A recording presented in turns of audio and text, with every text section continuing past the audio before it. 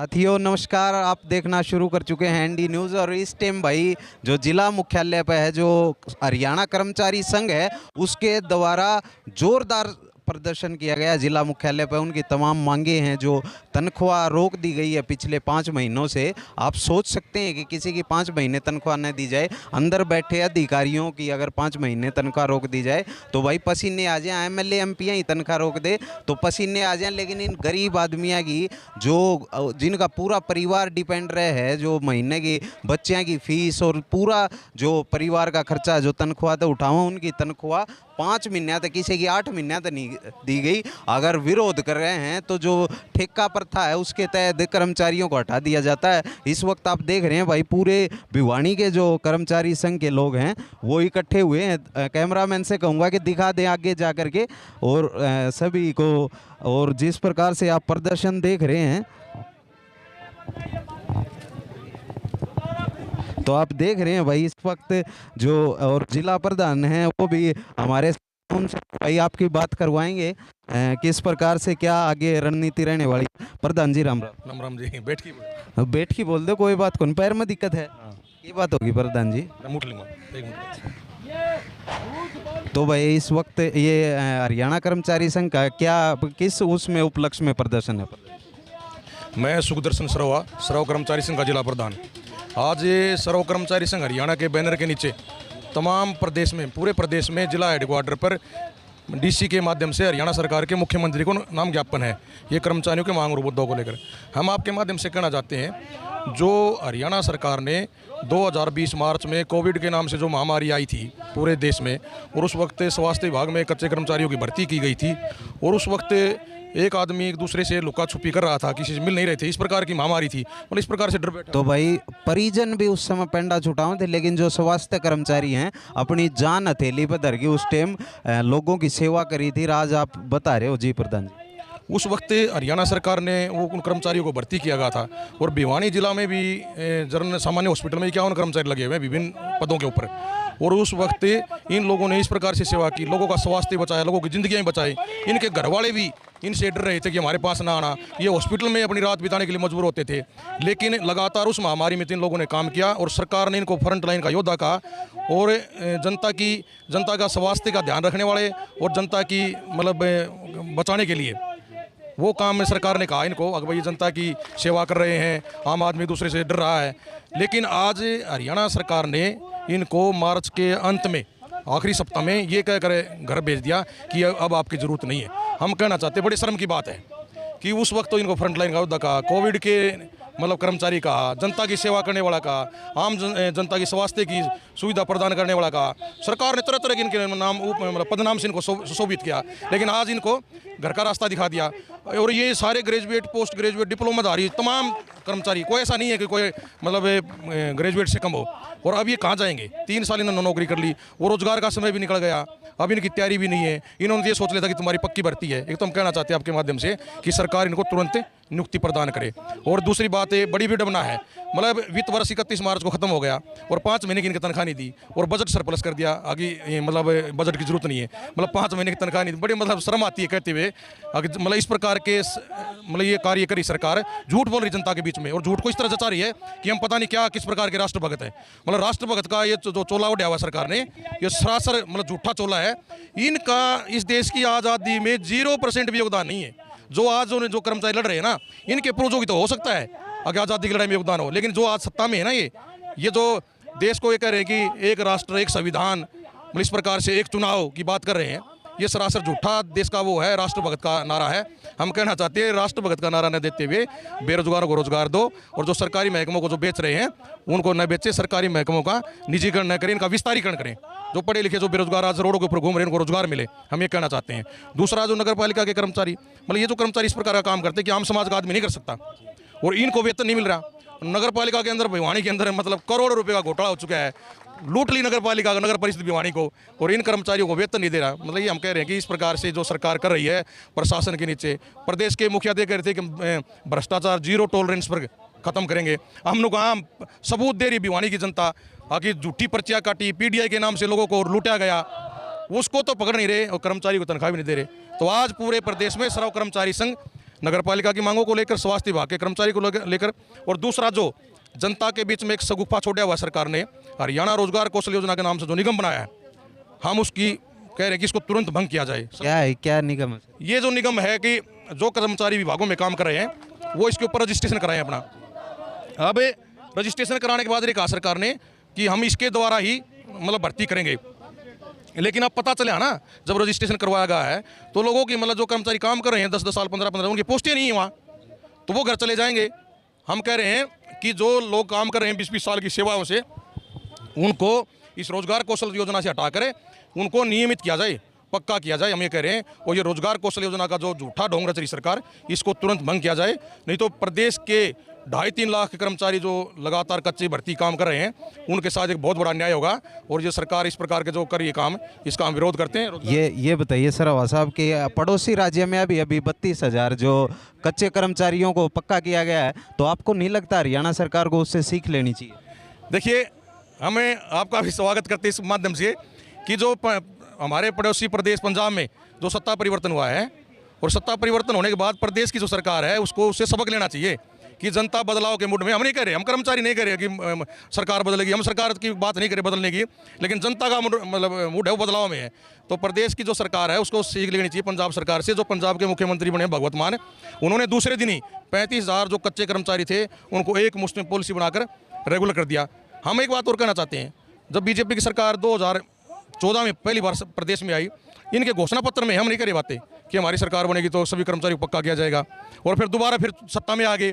उस टाइम भी थी, हमने उस टाइम भी कहा कि पीछे भी आप झूठ बोल के ना, नहीं अब की बार झूठ नहीं बोलेंगे। तो झूठों की सरकार है, झूठ बोल रही कर्मचारी के साथ बड़ा अन्याय कर रही है। और अभी रोडवेज की हड़ताल जो 28-29 मार्च को पूरे देश की जो हड़ताल थी, मतलब सरकार ने मान लिया, खुद सरकार करके 50% हड़ताल सफल हो गई। तो ये तो मानना चाहिए कर्मचारी सरकार के खिलाफ है, जो सरकार की जो नीतियाँ उनके मतलब उनको सहन नहीं करेंगे कर्मचारी, और जो सरकारी विभागों का सरकार बेचेगी तो कर्मचारी उसका डटकर विरोध करेंगे।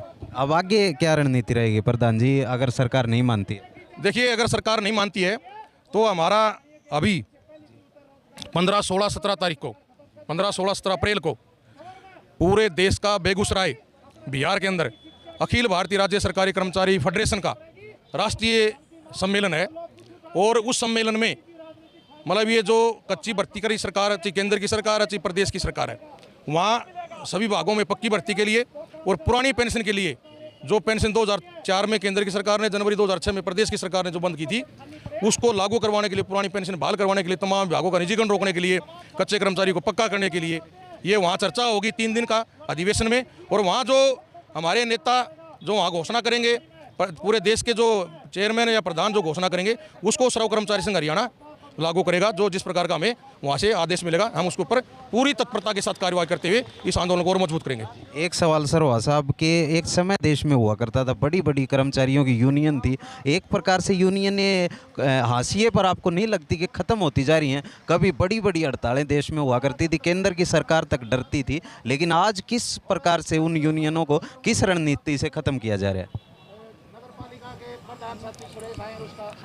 एक मिनट प्रधान जी, ब्लॉक प्रधान को बुलाओ ना, ना बुलाओ। देखिए, आपने ये जो सवाल किया है कि आज जो यूनियन है हाशिए के ऊपर है, मैं एक बात कहना चाहूँगा आपको कि यूनियन हाशिए पे नहीं है, यूनियन अपना काम कर रही है। हो सकता है कर्मचारियों में थोड़ी बहुत कोई कमी आई हो, लेकिन अभी जो हम हड़ताल की है उससे हमें बहुत बड़ा टॉनिक मिला है। मतलब सरकार ने माना है ऑन रिकॉर्ड 20 करोड़ के लगभग तमाम कर्मचारी, अर्धकुशल कर्मचारी, मजदूर पूरे देश का इस हड़ताल में शामिल है। तो यह नहीं है कि आज यूनियन कमज़ोर है। और सर्व कर्मचारी संघ तो देश के अंदर, प्रदेश के अंदर कोई भी सरकार बन जाए, हम कर्मचारियों की मांग और मुद्दों को इस प्रकार से तत्परता से उठाते रहेंगे और हम लड़ाई सर्व कर्मचारी संघ के बैनर के नीचे कर्मचारियों की लड़ाई लड़ते रहेंगे। तो अब आगे बड़ी हड़ताल का नोटिस है सरकार को? वो हमें पहले ही बता दिया आपको कि हमारा जो राष्ट्रीय सम्मेलन होगा उसमें वहाँ फैसला होगा। हमको यहाँ कुछ नहीं कह सकते, जो राष्ट्रीय सम्मेलन में जो फैसला होगा उसको हम इम्प्लीमेंट करेंगे। तो भाई ये प्रधान सरवा जी थे और आप देख रहे हैं किस प्रकार से आंदोलनों का जो दौर देश में प्रदेश में लगातार चल रहा है, लेकिन सरकार है कि भाई पीछे 119 दिन का वो भी हमने आपको दिखाया कि जो महिलाओं का आंगनबाड़ी कर्मचारी थी, आशा वर्कर थी, उनका प्रदर्शन चल रहा था। यहाँ लगातार जिला मुख्यालय पर अब फिलहाल की बात करें तो 3 धरने चल रहे हैं और यहाँ जब आते हैं तो देखते हैं कि देश में एक प्रकार से त्राहिमाम की स्थिति है और लगातार जो लोग हैं वो प्रदर्शन कर रहे हैं, धरने चल रहे हैं, अपनी मांगों को लेकर के सरकार के विरुद्ध हैं। लेकिन दूसरी तरफ आप मैं उस तरफ आपको दिखा दूं कि एक धरना जो विकलांगों का, जो दिव्यांगजन जिन्हें प्रधानमंत्री जी ने कह करके संबोधित किया था, वो धरना चल रहा है। अगर उसके उस पार देखेंगे तो पीटीआईओं का धरना, संयुक्त किसान मोर्चा का धरना है। लेकिन एसी में बैठे लोगों को ये जानना चाहिए, ये देखना चाहिए कि किस प्रकार से देश में क्या क्या समस्याएं हैं। जब आप घरों से बाहर नहीं निकलते हैं तो आपको लगता है कि देश में सब ठीक है, कोई किसी प्रकार की समस्या नहीं है। तो इन साथियों से भी बात कराएंगे। ये आप इस वक्त देख पा रहे हैं कि जो दिव्यांग जन जिन्हें प्रधानमंत्री जी ने कह करके संबोधित किया था, वो यहाँ पर अपनी कुछ मांगों को लेकर इस वक्त डटे हुए हैं, उनसे बात कराएंगे। सर क्या नाम है? भाई साहब क्या नाम? सोनू मेरा। सोनू जी, ये बताइए क्या मांगे हैं सरकार से आपकी? जी हमारी छोटी छोटी मांगे हैं। बिल्कुल हमें एक तो सरकारी जितने भी ऑफिस हैं उनमें रैंप की सुविधा की जाए, और एक हमारी है कि पेंशन DC रेट के बराबर दी जाए या हमें रोज़गार दिया जाए, और छोटे छोटे मांगे। तो अभी इनमें से कितने लोग रोजगार पे हैं? इनमें सर लगभग 900 के करीब तो वेटिंग लिस्ट में है, जो 2018 में ग्रुप D की भर्ती हुई थी। उसमें भी हमारा 4% बोला था 2016 में कि 4% लागू हो गया पे, लेकिन उसमें 3% भी पूरा नहीं दिया गया। और इसकी 2018 की भर्ती के बारे में ज़्यादा जानकारी देंगे हमारे ये भाई साहब खड़े हैं। तो नमस्कार विक्रांत जी, ये बताइए क्या मामला पूरा, किस प्रकार से किस उसमें आपने धरना लगाया? ये सर हमारी 18 सूत्री मांगे हैं, जो 2009 से हम कई बार धरना प्रदर्शन कर चुके हैं यहाँ पर, लेकिन सरकार आश्वासन दे के उठा दे, लेकिन ग्राउंड लेवल पर कोई काम नहीं। और हमारी 18 सूत्री मांग जायज़ है, छोटी छोटी BPL कार्ड, बस पास, जो भी मतलब आयुष्मान कार्ड की है, जैसे मनरेगा में काम के लिए है, जो बिल्कुल जायज़ है, जो समाज का सबसे कमज़ोर वर्ग है, इसको ये सुविधा मिलनी चाहिए। और हमारा एक मैटर ये है, हमने एग्ज़ाम दिया था 4/2018 हरियाणा ग्रुप D भर्ती का, जिसमें सरकार ने साफ साफ अपने नोटिफिकेशन में लिखा हुआ कि 4% हैंडीकैप्ड का कोटा है। ये देखो जी, ये 4% इसमें लिखा हुआ है।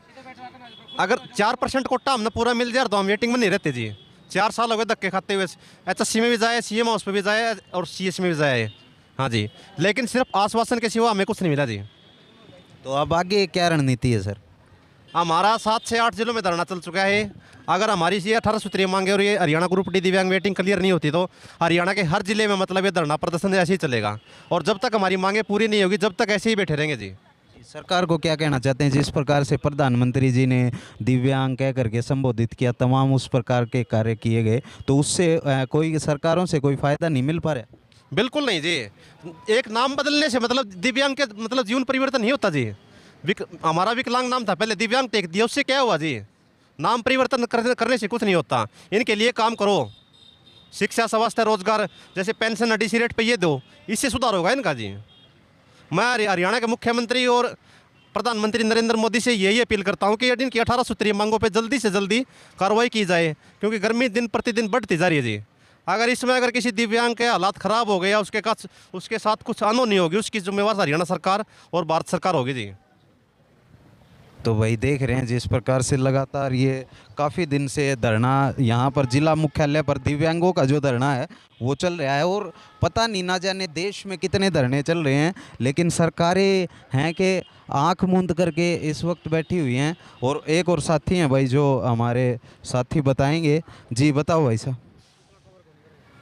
हो गया जी, हो गया, चलो भाई हो गया, हमारी तरफ से हो गया। और लगातार जो डिमांड है वो इनकी उठाते रहेंगे, आप लोगों को दिखाते रहेंगे, और सरकारों को भी इस पर भाई ध्यान देना चाहिए कि किस प्रकार से परेशान दिव्यांगों का नाम विकलांग से बदलकर दिव्यांग कर दिया गया है, लेकिन उनकी स्थिति में कोई सुधार नहीं आया है। और जितने भी भिवानी में धरने चलेंगे, प्रदर्शन होंगे, उनको दिखाएंगे, चाहे किसानों का हो, मजदूरों का हो, विकलांगों का हो, कर्मचारियों का हो, हर वो चीज़ आपको दिखाएंगे जो आपको देखनी चाहिए। और लगातार अपडेट भिवानी की आपको देते रहेंगे। मेरा नाम है सोमवीर, आप देख रहे थे एनडी न्यूज़। कैमरे के पीछे है संजय।